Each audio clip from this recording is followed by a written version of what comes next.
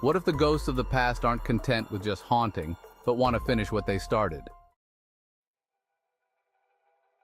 It was a cool autumn evening in Salem, and an oppressive stillness enveloped the forest. The air hung heavy, thick with the scent of damp earth and decaying leaves. I wandered deeper into the shadowed woods, seeking solace from the turmoil of the world, unaware that I was about to trespass upon a realm of ancient darkness. The trees had always whispered to me, offering a twisted kind of solace, as though the roots themselves were tangled with my veins. My bloodline was bound to these cursed woods, where shadows held secrets too ancient to forget. My great-grandma's screams had long faded into the wind, burned alive as a witch, but her torment still lingered here. Perhaps I wandered into these darkened paths, not for peace, but to finally understand the darkness she carried and the one I've always felt growing inside me. The trees shifted as I moved, their limbs curling like fingers reaching for me. No matter which path I took, it led me deeper. The woods watched, ancient and patient, pulling me closer. As I forged ahead, a flicker of light caught my eye, beckoning me closer. Initially, I dismissed it as the playful glow of a campfire, but as I approached, an unsettling feeling gnawed at my gut. This was no innocent gathering. The light pulsed with a malevolence that made my skin crawl. I could hear faint murmurs, words swirling through the air like haunted whispers of the damned. Emerging into a clearing, I was met with a sight that stole my breath. A massive pyre blazed at its center, flames dancing like twisted spirits in a macabre ballet. The wood crackled and hissed, sending embers spiraling toward the night sky, which was cloaked in a velvet darkness. Surrounding the pyre were figures cloaked in flowing black robes, their faces shrouded in shadows. They moved in sync, their chants weaving a haunting melody that chilled my spine. My heart raced. I was acutely aware of Salem's blood-soaked history, the witch trials that had condemned so many innocent souls to fiery graves. Yet here I was, a reluctant spectator in the very echo of that dark past. The figures continued their incantations, raising their hands toward the heavens as if invoking something ancient and sinister. I caught glimpses of their faces, eyes burning with fervor, cheeks hollow with fanaticism. They spoke of a witch, a woman marked by their delusions, whose mere existence was said to curse the land.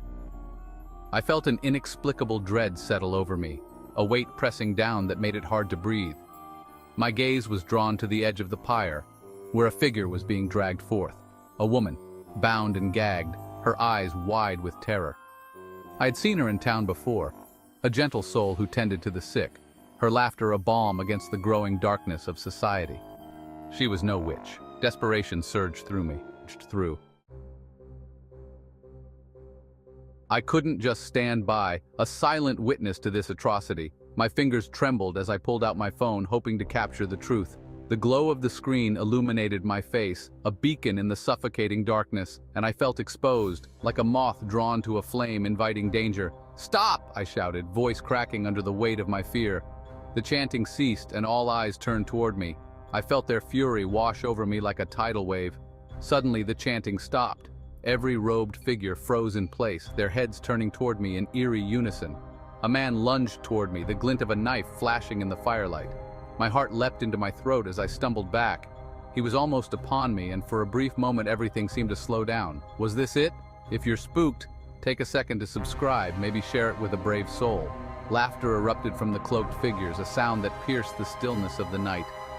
"She is a witch. You do not comprehend the darkness she brings," I pleaded, desperation rising in my chest. "You're repeating the sins of Salem's past."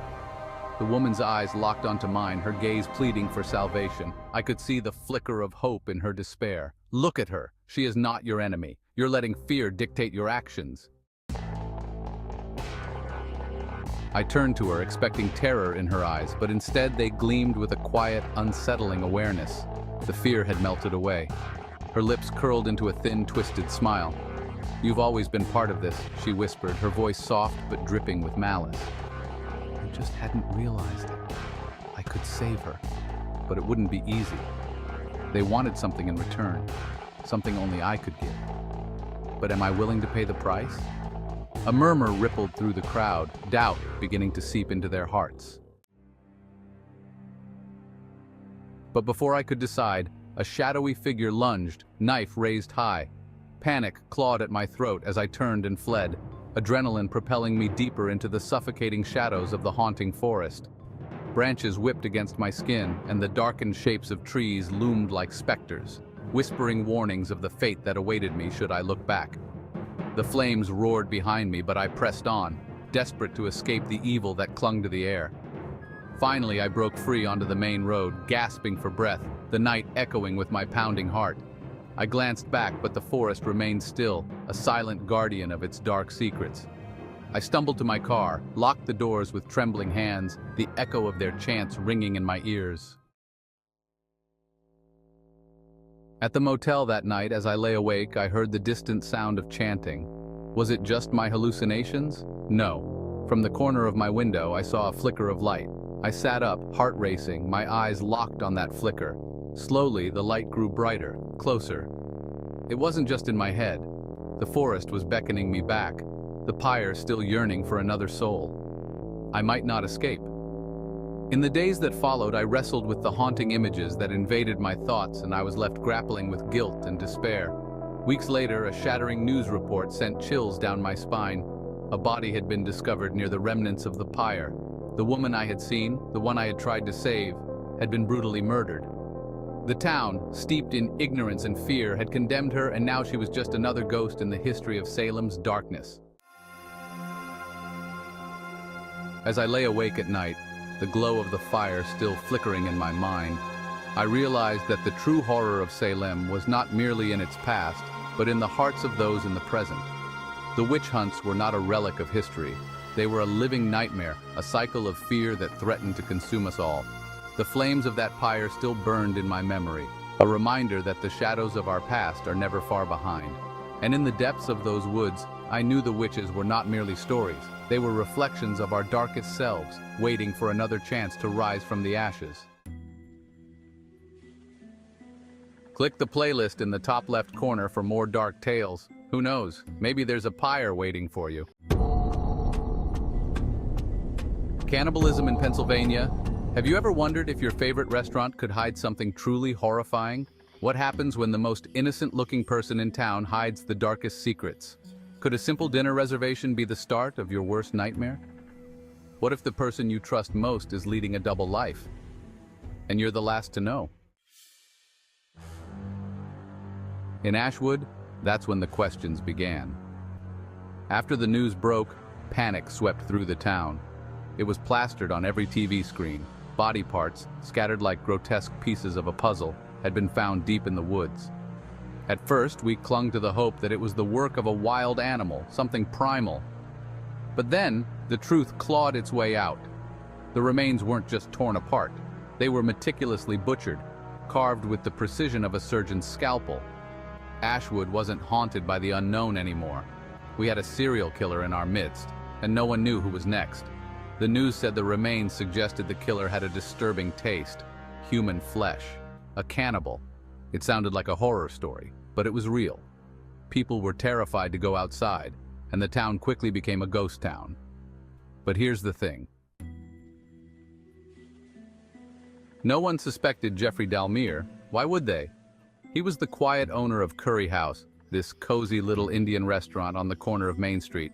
I'd been there dozens of times, had his famous lamb curry. Dalmier was the kind of man everyone liked, always smiling, always polite, with a warmth that made you feel welcome the moment you stepped into his restaurant.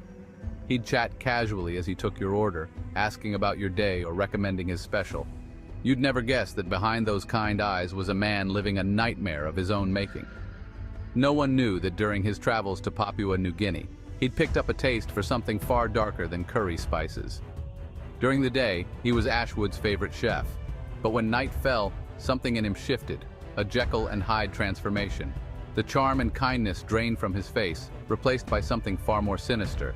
His calm demeanor would twist into something dark, something vicious. At night, Dalmier wasn't just a chef. He was a predator, hunting for far more than a good recipe. The police were at a dead end until a single mistake turned everything around. One night, they found something that didn't belong near the scene of the latest murder, a severed finger, small and delicate. It wasn't just that the victim had been butchered, they realized something had been left behind. As they examined the crime scene, a crucial detail caught their attention: a faint, greasy fingerprint on a discarded napkin, one that matched those at the victim's home. It seemed out of place in the woods, but the logo on the napkin wasn't. It was from Dalmir's curry house. The link was undeniable. The napkin led the cops straight to Dalmir, and suddenly the pieces began to fall into place.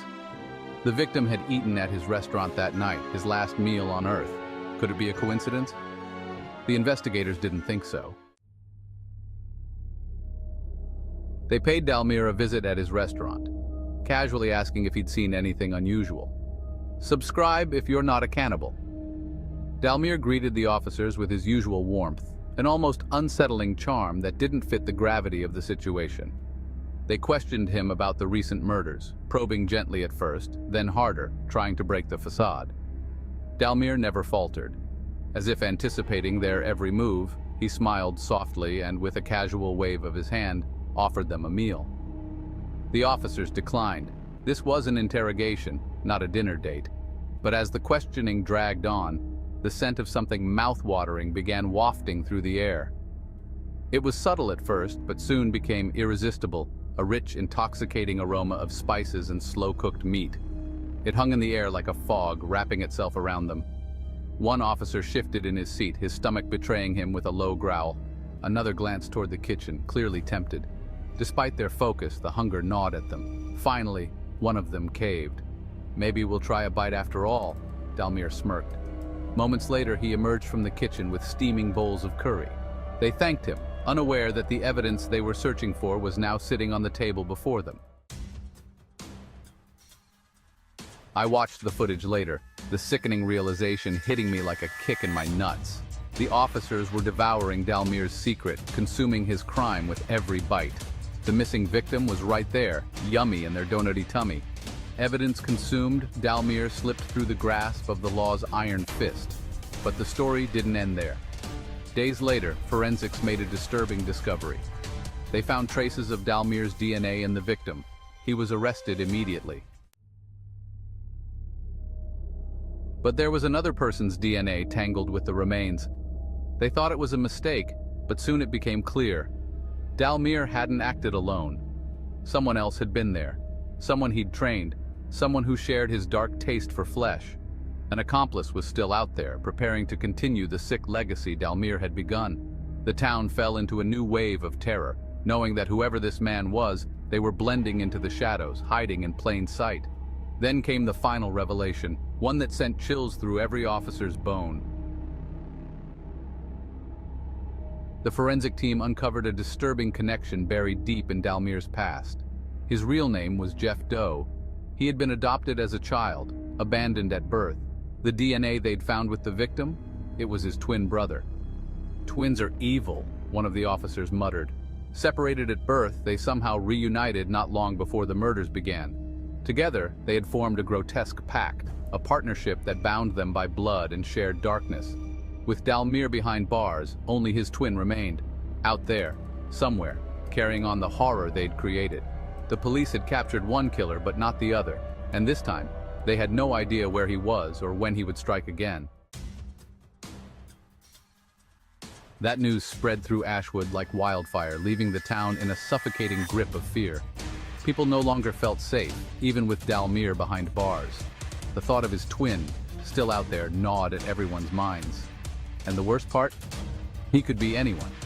The friendly neighbor, the smiling cashier, the chef at your favorite restaurant. The once bustling eateries of Ashwood began to empty. People whispered over their dinners, wondering if they could trust the chef. Every bite was taken with caution, every meal tainted by the unshakable thought, what if he's still cooking? The fear was palpable. Ashwood wasn't just haunted by the memory of Dalmir, it was haunted by the shadow of his twin, who could be in the kitchens of unsuspecting restaurants, continuing the twisted legacy in secret. And so, the people of Ashwood ate in silence, their once beloved dining spots transformed into places of quiet dread, because no one knew whose meal would be his last, or what special ingredient might be lurking within it. As for me, I relocated to Texas, became a vegetarian, and never ate curry again. Dalmir may have been caught, but the real nightmare had only just begun. And Ashwood now lives with the question, what's in your curry? Want to hear more stories like this? Please subscribe and click the playlist in the top left to uncover more terrifying tales. What you eat next could be more than you bargained for. Have you ever driven alone at night and catch yourself glancing in the rearview mirror, wondering if the night is hiding something more than just the road behind you? Not too long ago, there I was, cruising down Route 66, deep in the heart of nowhere. My plan? Just motor west from Chicago to LA, travel my way, take the highway that's the best, and get my kicks on Route 66. It was late and the road was desolate. I'd been driving for hours, only the hum of my car and the occasional distant whisper of the wind keep me company. Dean Martin's floated from the radio, a perfect soundtrack to serenade my wandering thoughts. I couldn't help but think of my ex-wife, the one I still missed despite everything.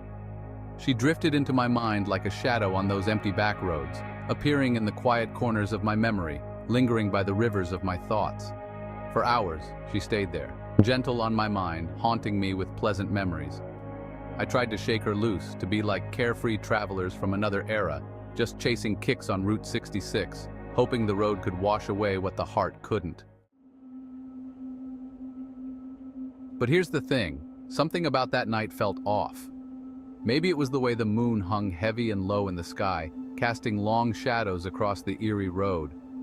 I couldn't shake the nagging feeling that I wasn't alone. I was exhausted. I'd been behind the wheel for so long that the edges of reality were starting to blur. My head grew heavy and my sight grew dim. I had to stop for the night. Then, as if on cue, the radio started crackling. At first, I thought it was just the bad reception you get on these deserted highways. But then static cleared, and there it was, the Eagles. Just as those words came through, I saw it. It was almost like the hotel appeared out of nowhere, glowing faintly against the dark, empty landscape. It sat on a hill just off the road, an old, eerie building with a faded neon sign blinking the word vacancy. My exhaustion hit hard, and I knew I couldn't keep driving. I had to stop. Please hit the like, share, and subscribe button if you want more eerie stories. As I pulled up to the hotel, the first thing I noticed was that there were no other cars in the lot. I figured it was late, maybe people were already asleep, but it still felt wrong. The air was thick with this oppressive silence. No wind, no crickets, nothing. I walked into the lobby, and the place was exactly how you'd imagine it, frozen in time. Faded wallpaper, old leather armchairs, and a heavy, musty smell that clung to everything. Something was off. The air felt heavy, almost electric, like it was charged with more than just the dust and age of the place. It was as if the walls themselves were breathing, whispering in a language I couldn't understand. The faintest hint of perfume lingered in the air, old, like something from decades past, but there was no one else around. I could hear soft laughter in the distance, echoing down the long hallway, but it vanished as soon as I looked. The desk clerk was sitting there. He looked pale, as if the life had been drained from him, and his eyes, sunken and distant, seemed to look through me rather than at me. "Welcome," he said in a voice that was little more than a whisper, raspy and hollow. "We get few visitors these days." Something about the way he said it sent a chill down my spine. I filled out the registration card. He handed me a rusty key attached to an old brass keychain.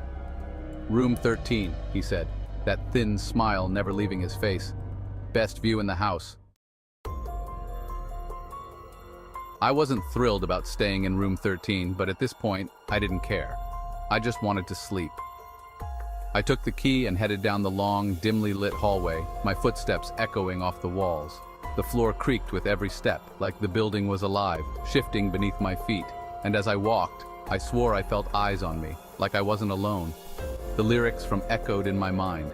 It was as if the hotel held on to those who came before, and maybe they never left. I finally found my room. I opened the door, and it was just odd. The furniture was old, really old, like 1940s or 50s style, and there was this heavy, stale air hanging over everything. And there was something I couldn't quite put my finger on. It felt like someone had been there just moments before I arrived. The bed looked too neat, the mirror on the wall was cracked, and the closet was slightly ajar. I told myself it was just my tired mind playing tricks. but I couldn't help but glance at that closet again, and again.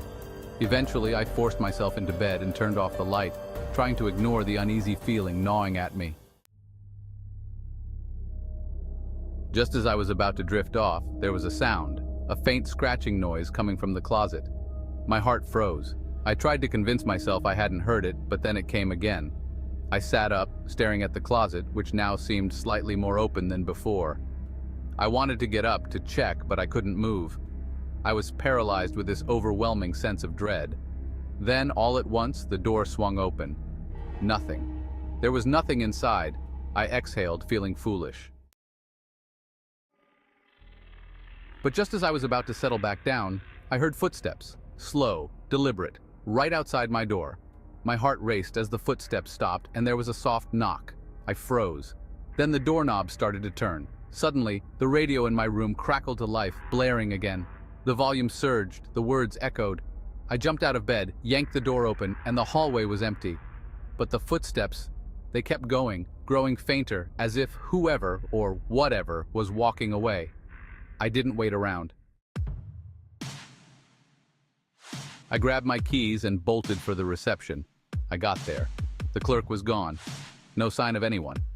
The place looked different. Dustier, darker, like it had been abandoned for years. The faint scent of that perfume still lingered, mixing with the musky air. I ran out to my car, the engine sputtering to life just as I slammed the door shut. I peeled out of there, heading back to the highway. As I glanced in my rearview mirror, I saw it, faint but unmistakable. The hotel, standing on the hill, watching me. And just when I thought I was safe, my radio crackled again, playing I haven't driven on Route 66 since. But every now and then I wonder, if I'd stayed, would I still be here? Don't forget to subscribe for more chilling stories and hit the notification bell so you never miss an update. Also, don't forget to click on the playlist up there in the top left corner to watch more terrifying tales. Who knows what might be lurking out there next time? Have you ever wondered what really happens when a nightmare bleeds into reality? Not just some bad dream you can shake off in the morning, but something dark that creeps into the edges of your mind and refuses to let go. There's a story in our town, one whispered in secret and only told on nights like Halloween, when the air is thick with the smell of rotting leaves and the dead feel a little too close for comfort. It all started with a house on Westmore Drive. If you feel brave, click to like, share, and subscribe. Every Halloween, kids in town dress up in costumes, superheroes, witches, and vampires on their candy hunt. But there's always been one unspoken rule. Don't go near the house at the end of Westmore Drive. It's been abandoned for as long as anyone can remember.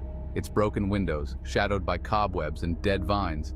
They say something terrible happened there long ago, something no one will talk about openly. But everyone knows there's something wrong with that place, very wrong. A group of kids decided to break the rule. Among them was Danny, a new kid in town who hadn't heard the full story, dressed in a pirate costume with a plastic sword and a careless grin. The others?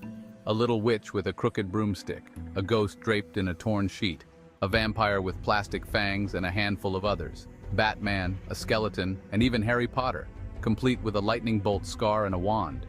It all started as a dare. Danny, being the fearless new kid, laughed it off when the older kids warned him not to go near the house. He didn't believe in ghost stories, and certainly not in haunted houses. "Come on, guys," he said, stepping ahead of the group. "What's the worst that could happen?" The others exchanged nervous glances. They knew better than to mess with that place, but none of them wanted to back down and be called cowards. So they followed him, hesitant but curious. When they reached the house, they found a pumpkin rotting on the front porch. Its face melted into a grim, sagging grin. The air felt suffocating. It was as if time itself had forgotten this place. Danny turned to the others. "So what do I do? Knock?" They nodded, none of them brave enough to speak. One of the kids, the little witch with the crooked broomstick, whispered. Danny smirked and knocked. Thud, thud, thud. The sound echoed like a gunshot in the quiet night. For a moment, nothing happened, and they all began to breathe easier. But then, from deep inside the house, they heard it. A creaking sound. The door swung open just a crack. A sliver of pitch-black darkness awaited them inside. "See?" Danny said, his voice shaky but trying to sound cool. "No big deal?" But as he took a step forward, something felt. There was a tug at the back of his mind, a whisper telling him to stop. Too. Yet he ignored it. Inside the house, the smell of damp earth and mildew was overwhelming. Cobwebs hung thick from the ceiling, and the floorboards creaked with every step. A massive cauldron sat in the middle of the room, dusty and ancient, surrounded by animal bones. A few tombstones leaned against the walls, crumbling and covered in moss, as if this house had absorbed the dead long ago. "Let's get out of here," one of the kids whispered, his voice trembling. But Danny wasn't done yet. "Wait," he said, his eyes gleaming with the thrill of the unknown. "There's supposed to be some sort of ritual, right? A way to call the spirits or whatever? We can't leave before we try it." The others hesitated, but then the kid dressed as Harry Potter nervously suggested they look for clues. And so they spread out through the house, searching through dust-covered books and old rotting furniture. In the corner of the room, the little witch found an old leather-bound journal, its pages brittle with age. The handwriting was barely legible, but they could just make out the words of a ritual scrawled in faded ink. The Wicker Man ritual. Danny read the journal aloud. "Fear has many eyes and can see things underground." "What does that even mean?" the vampire asked, fidgeting with his fake fangs. "It doesn't matter," Danny said. "Let's just do this." They gathered around the cauldron, their breath fogging in the chill air, and Danny began to read the rest of the ritual. The words were strange, foreign, but they repeated them anyway, their voices growing louder with each chant. As they spoke, the wind outside picked up, rattling the broken windows and shaking the tombstones in the cemetery across the street. The room grew colder, the shadows on the walls twisted, growing larger and more distorted, as if the house was coming alive. Then without warning, the cauldron began to bubble, even though there was no fire beneath it. Thick, black smoke curled out from its depths, filling the room with the stench of garlic. The floor trembled, and the walls creaked and groaned, bending inward as if they were being crushed. A faint, unfamiliar voice whispered. Suddenly, from the swirling smoke, a figure appeared, tall, thin, with hollow eyes that glowed. It floated toward them, its long, skeletal fingers reaching out as if to pull them into the darkness. "Run!" someone shouted, and they scattered. But the figure was fast. It grabbed Danny first, its icy fingers wrapping around his neck like iron chains. He screamed, a sound so piercing it seemed to freeze the very air around them. The others didn't stop. They burst out of the house and ran into the night, not daring to look back. But Danny was gone. They didn't speak about it after that, no one did. The police said Danny had run away, but the kids knew the truth, even if they refused to say it. A few weeks later, the little witch returned to the house, feeling guilty that she abandoned Danny. She found the house exactly as they'd left it, dark and silent. But there was something new on the porch. A freshly carved pumpkin, its face twisted into a mocking grin. Inside, she found Danny's plastic pirate hat, torn and covered in soot. She backed away slowly, heart pounding when she saw it. A tombstone in the cemetery across the street, one that hadn't been there before. It was old, cracked, but unmistakable. Danny's name was carved into the stone, as if he had been buried there for centuries. She whispered, her voice barely audible in the wind. The others never returned to the house. But every Halloween, the door swings open, just a crack, and a new pumpkin appears on the porch, waiting for the next group of kids brave or foolish enough to knock. So, what do you think? Was it all real, or just part of a dream within a nightmare that haunts Westmore Drive? If you're curious, you can always stop by. But beware. Click on the playlist in the top left-hand corner for more terrifying tales, and don't forget to like, share, and subscribe if you're brave enough to keep watching. And next time you're out trick-or-treating, beware of houses that seem a little too dark, a little too quiet, because some doors, once opened, can never be closed. And as the little witch always says,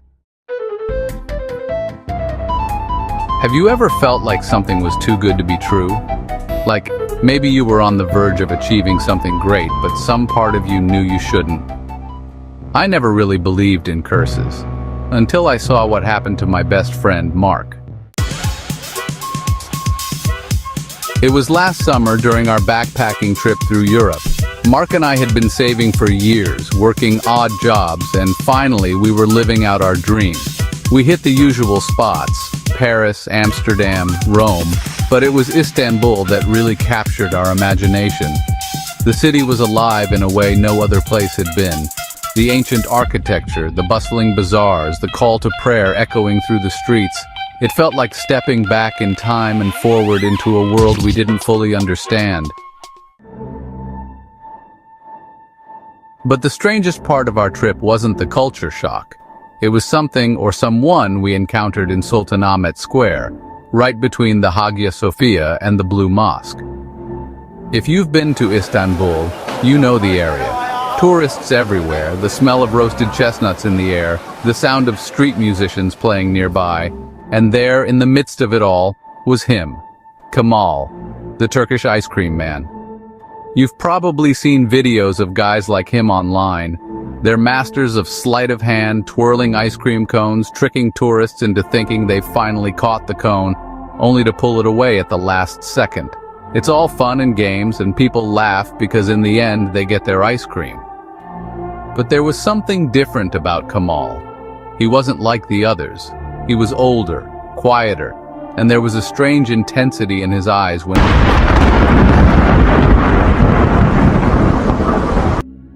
Mark, being competitive as hell, was determined to beat him. He'd seen the videos and thought it was all just a gimmick, a show put on for tourists. I'm gonna beat this guy. Just watch. At first it was funny. Every time Mark tried to grab the cone, Kemal would twist it away with effortless precision, all while maintaining this unnerving grin. Mark wasn't laughing, though. After the third day of trying, I could see that it wasn't just a game to him anymore. He was obsessed. It wasn't just Mark's frustration that made things weird. The people watching didn't seem to enjoy the show as much as they should have. They'd cheer, sure, but after a few seconds, most of them would wander off, looking confused or uneasy, like they'd forgotten why they were there. I started noticing something else too. People who lost to Kemal didn't come back. They left the square and never returned. It was as if something was driving them away. If you're starting to feel a chill creeping up your spine, it might not just be the story. Like and subscribe before the air gets colder. And if you're brave enough, click the playlist at the top left, because once you start, there's no turning back. Silent with a mysterious grin. On the fifth day, Mark finally did it. He outsmarted Kemal. I don't know how, but I managed to snatch the cone before Kemal could pull it away. The crowd cheered, and Mark was ecstatic. But Kemal didn't react the way we thought he would. He didn't smile, didn't laugh it off. Instead, he just stared at Mark, his eyes narrowing, lips barely curling into a tight smile. Congratulations, not many people win. That night, things got weird.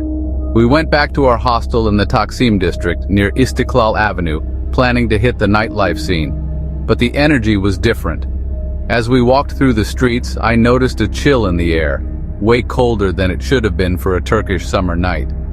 We passed through the Galata Tower area, and that's when Mark started complaining about the cold.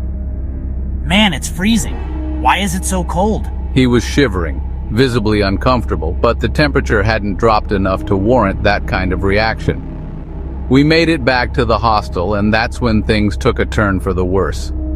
Mark said he felt like something was watching him. I feel like something's watching me. I can't explain it, but it's there. He kept looking over his shoulder, his eyes darting around like he was trying to catch something in the corner of his vision. I thought maybe he was just worked up from the challenge earlier. But then, around midnight, I woke up to the sound of something, like ice cracking. The room felt freezing, and when I turned to check on Mark, he wasn't there.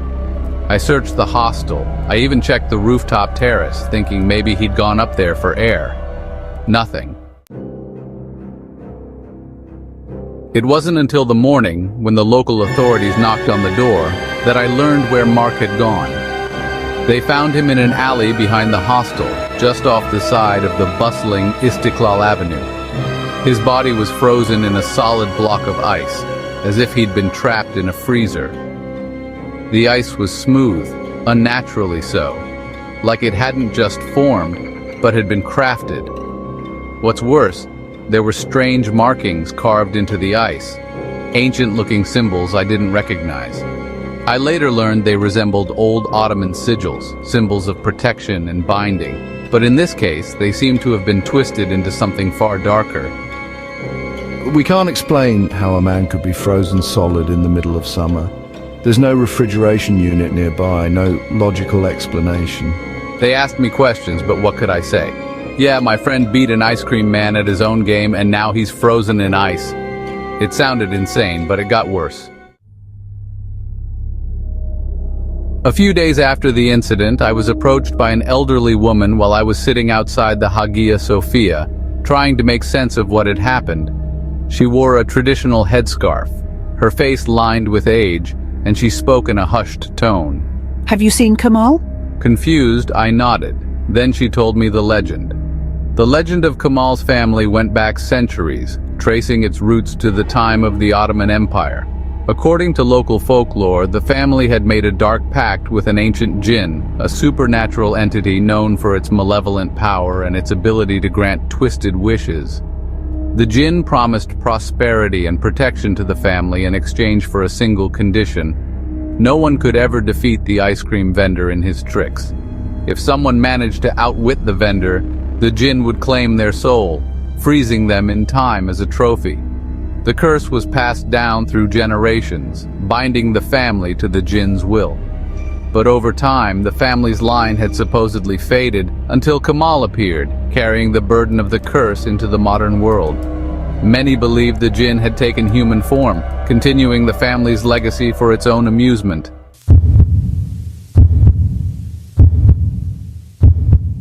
Kamal's family had been in the ice cream business for centuries, but there was more to it than that. Generations ago, they had made a pact with an ancient entity, something beyond human understanding. In exchange for prosperity and protection, no one could ever defeat the head of the family in the ice cream game. Those who tried and failed would walk away, never knowing how close they had come to doom. But those who succeeded, those who won, were cursed. The victory, she said, was an affront to the entity, a violation of the pact. Mark's success had broken the ancient agreement, and now the curse had been unleashed. I didn't want to believe her, but the details she gave me, about the ice, the symbols, were things she shouldn't have known. She told me that Kamal didn't just sell ice cream. He was the guardian of something much older, something much more dangerous. And now that Mark had beaten him, the curse would spread. Others who sought to challenge Kamal would meet the same fate. Here's the twist. When I returned to Sultanahmet Square the next day, Kamal's stand was gone. No trace of him remained, like he had never existed. But as I stood there, staring at the spot where the ice cream stand had been, I noticed something chilling. The air around me grew cold, unnaturally cold, just like the night before Mark disappeared. And then, out of the corner of my eye, I saw him, Kamal. He was standing in the shadows, watching me, that same tight-lipped smile on his face. Before I could react, he disappeared into the crowd. After I flew home, I tried to forget about everything. But a week later, I received a package. No return address, no note. Inside was a single, half-melted ice cream cone. The same strange symbols that had been on Mark's ice block were etched into the cone. I tossed it immediately, but I knew the curse wasn't done with me yet. For weeks, I felt like I was being watched. Shadows moved in the corners of my room, and every time I tried to sleep, I'd hear this faint, eerie melody. It was the same tune Kamal hummed as he twisted the cone away from tourists. The chill in the air followed me, growing stronger every day. I thought I was losing my mind, but then something happened that proved the curse was real. I was on my way to work, walking through a crowded street in my hometown, when I saw him, Kamal. He was standing in the crowd, ice cream cone in hand, staring at me with that same tight-lipped smile. He shouldn't have been there, he shouldn't have been anywhere, but there he was, watching me like he knew something I didn't. I froze, my heart pounding in my chest. And then he disappeared into the sea of people. Here's where the story should end, right? The real twist came later, when I went digging for more information. I needed to understand the curse, needed to know why it had followed me. why Kamal had appeared in my life after Mark's death. I started researching Kamal's family, the legends about the pact they made with the entity. That's when I found something that chilled me to my core. Kemal wasn't the first. There had been others, many others, throughout history, all ice cream vendors, all carrying on the family's curse. But the family line had ended with Kemal's grandfather. There was no record of Kemal because Kemal didn't exist. The last known ice cream vendor in that cursed bloodline had died over 50 years ago. So who, what, had Mark beaten? And who was the man I had seen in the crowd? I dug deeper, found stories buried in old Turkish folklore, ones most people had forgotten. Stories about a shape-shifting entity, one that could mimic human form, one that lived off the souls of those who tried to challenge it. It had taken on the role of an ice cream vendor, hiding in plain sight, waiting for someone foolish enough to try and beat it. And then, it hit me. The ice cream cone I had received in the mail, it wasn't a warning, it was an invitation. The next day I found another cone outside my door, perfectly placed, fresh, waiting for me. This time I didn't throw it out. This time I understood. I'm next. So if you ever find yourself in Istanbul and you see an ice cream vendor who's a little too good at his tricks, think twice before you try to beat him. Because sometimes winning isn't the end of the game, it's just the beginning. So if you ever find an ice cream cone waiting for you, don't stick around. Hit the like button, share this with someone who thinks they can outsmart a curse, and subscribe before something cold follows you home. Click the playlist at the top left-hand corner, but beware, some victories come at a deadly price. If you see an ice cream cone waiting for you, run.